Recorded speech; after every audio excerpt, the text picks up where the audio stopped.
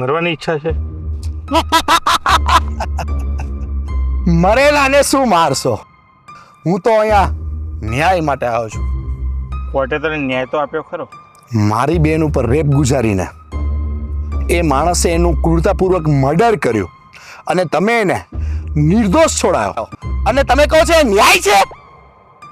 પણ કોર્ટમાં તો એવું સાબિત નથી થયું.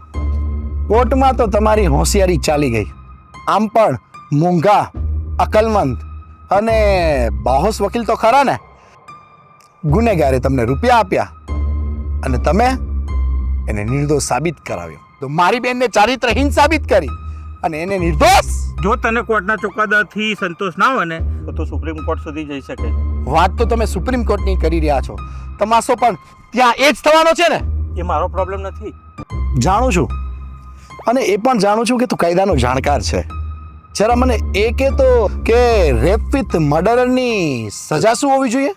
જો સાબિત થાય તો મૃત્યુદંડ. અને હવે એ પણ કહી દે કે ખોટા પુરાવા સાથે હત્યા કરનાર આરોપીને છોડાવનાર વકીલની શું સજા થવી જોઈએ? તો તું મને સજા આપીશ. એ તો પછીની વાત છે, પણ સજા શું થવી જોઈએ?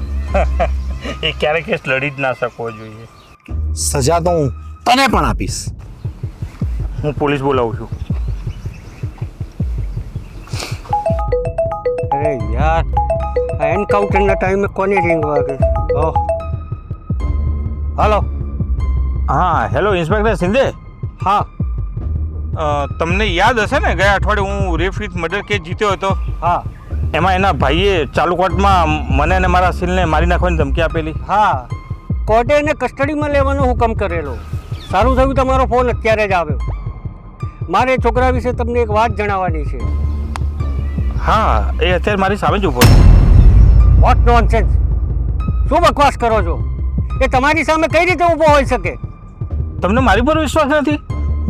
લો, હું વિડીયો કોલ કરું.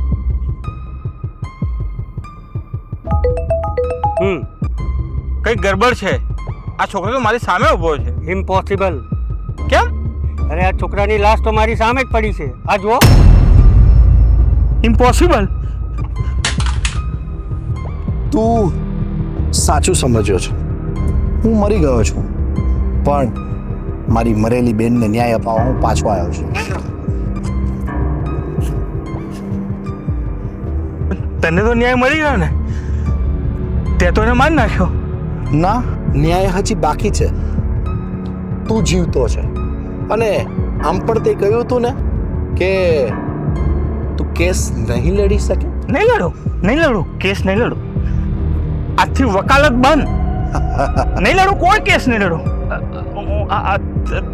તું કહેતો હતો ને તું શેર છોડીને જતો રહીશ. તારો ભરોસો, તારો.